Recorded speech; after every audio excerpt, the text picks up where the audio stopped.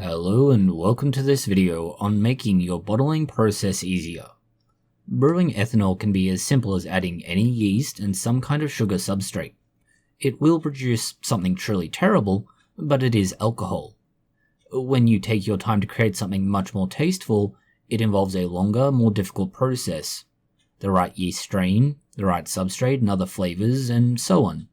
This is then later carbonated and served chilled. That makes it taste and smell so much better.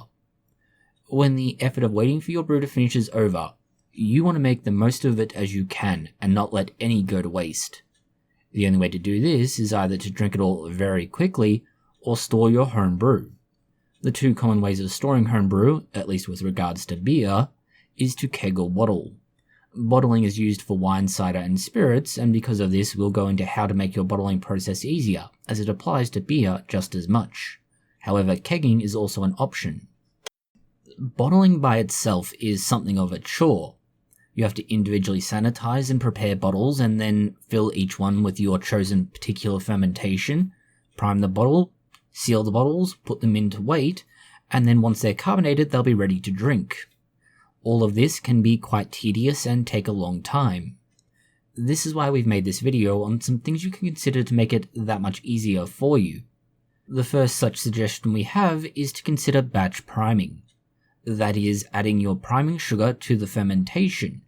You will still need to calculate how much is needed for your fermentation volume, but rather than adding it to each individual bottle, you add it to the whole.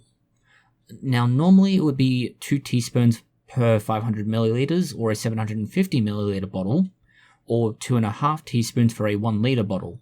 Carbonating drops are the other commonly used option, where it's 1 per 500 milliliters, 2 per 750, and 2.5 for 1 liter. Instead of trying to figure out how many bottles you need and adding it individually to those, what you do is divide your fermentation by your bottle size, and this amount is how many bottles you need to start with. But you also know, by multiplying the number of units you have, so say 500 ml bottles, how many teaspoons of sugar or how many carbonating drops you will need. If you are trying to bottle your standard 23 litre fermentation for beer, you are going to need 46 bottles that are at half litre, or 23 bottles of 1 litre, and however is in between for your particular taste or what you have available. Assuming that you're bottling it in 500 milliliter bottles, you know you're going to need 46. You also know that you will need either 2 teaspoons per bottle, so in this case 92 teaspoons, or you will need 1 carbonating drop, so 46 carbonating drops.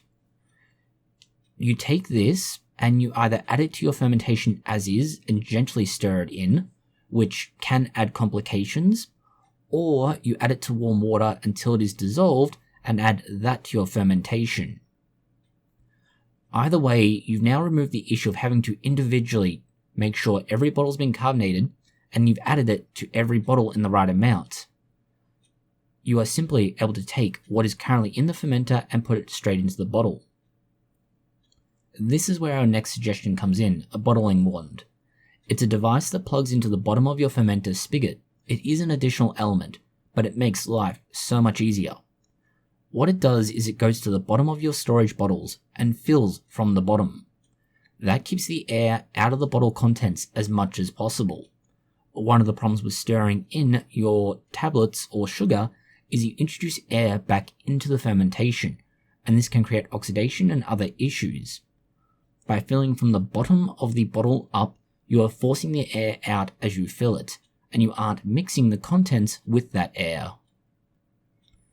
The advantages of the bottle wand is that it is spring-loaded, so as you bring your bottle up and over the wand and push it up on the wand tip, it opens and the beer or other fermentation flows out. Once you get to your fill line, the bottle is lowered and it stops the beer from flowing almost straight away.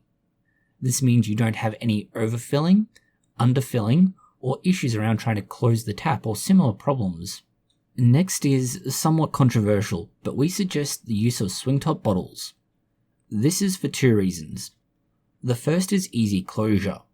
Let's just assume that you're using a bottle wand, and you plant your bottle there, you fill it, you take it away. Now if you are using something like a crown cap, you would have to go and find the crown cap, put it on there, seal it, or put the bottle to a side open to the air. With a swing top bottle, it's fundamentally exactly the same sort of storage, but all you have to do is take it off and close the cap with your thumb. If you've carbonated with batch carbonating, you don't even need to do that. You literally close the bottle and that is the end of what you need to do.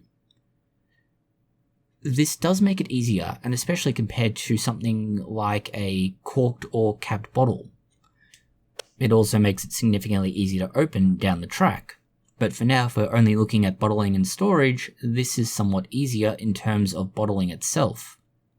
The downside to this is that if you have issues to do with carbonation, a swing top bottle will pop itself open much more readily than something like a crown cap will. But that is definitively outweighed, especially for beginners, by the second reason we suggest swing top bottles. The second reason is that you do not require any other equipment. Crown caps or corks are all consumables to start with, so it's an extra cost and thing you need to remember to buy. There is always going to be something you forget, and forgetting the cap or similar when you are bottling can be a real pain. Knowing that you can't go any further with anything, and you probably shouldn't even begin trying to bottle if you've forgotten caps or corks, is really a pain. Capping will also require another tool. It's either going to be a bench press or a hand capper. This will put the cap on the bottle and ensure it's sealed. There are also other devices used for corking, but that is even more tedious and a separate debacle entirely. This is why swing top is so much more efficient, effective, and easy to use. Next, we suggest using something to organize your bottles, and packs used for commercial beer are a good option. These come in small numbers, like a 6 or 8 pack. This does two things. It keeps them on hand in an easy size for when you want to grab a pack, and it keeps the beer in smaller amounts, so moving it for storage is simpler and you can plan for a set number of bottles. Knowing that you have X amount of space and you can fit so many of these boxes in that space means you know if you need to stack it, how many you can fit in a given space, and if it's time to start another fermentation as you've now freed up room.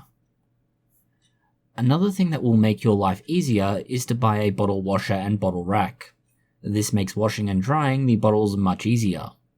Washing with a cloth or bottle brush can work, it is just longer and more tedious.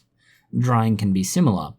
Either leaving things to dry on a bench or in the oven just takes time, and it's an extra hassle that delays what you're doing. Rather than having to wait for all of these things, you can hang everything you need up on a bottle rack after washing it with a bottle washer, and you've got everything sorted at one time. Finally, we suggest you get yourself a seat. It takes time to bottle. That time does not need to be spent in discomfort.